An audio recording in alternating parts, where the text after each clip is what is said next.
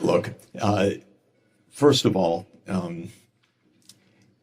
almost all the time that we intervene, it's because we view this as a power situation for the U.S. So whether it's Ukraine or Syria or Libya or other places, even if we define it as defending something, believe me, it's not about defending something. It's about a perception of U.S. power and U.S. interest, and it's in objectives of U.S. global hegemony. And if we analyze the Ukraine conflict just even a little bit below the surface, this is not a conflict about Putin invading Ukraine. This is something a lot different that has to do with American power projection into the former Soviet Union. So it's completely different.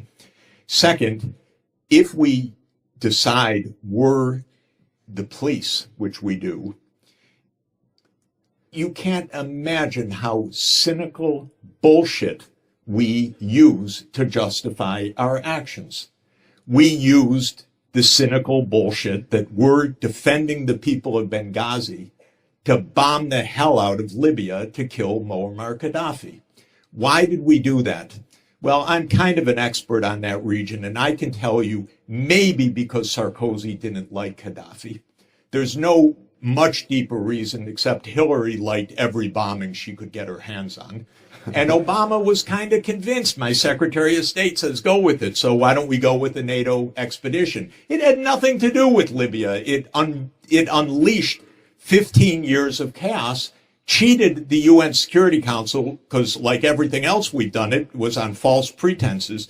We did the same with trying to overthrow Syria. We did the same with conspiring to overthrow Viktor Yanukovych in Ukraine in February 2014.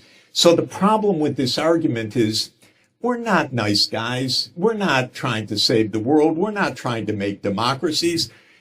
We had a committee, by the way, of all the luminaries you could mention, but they're the neocon crazies, but they're luminaries. The Committee for the People of Chechnya. Are you kidding? Do you think they even knew where Chechnya is or cared about Chechnya? But it was an opportunity to get at Russia, to weaken Russia, to support a jihadist movement inside Russia. This is a game. But it's a game that John has described better than anyone in the world. It's a game of power. It's not that we're defending real things. If you want to defend real things, go to the UN Security Council and convince others, because the other countries are not crazy and they don't want mayhem in the world.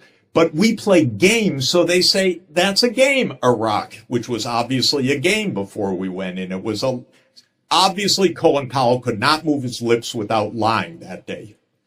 Obviously. And so they said no. But if we're real about our interests, then you go to the UN Security Council, and then it's not just on us. It's actually then a collective security issue.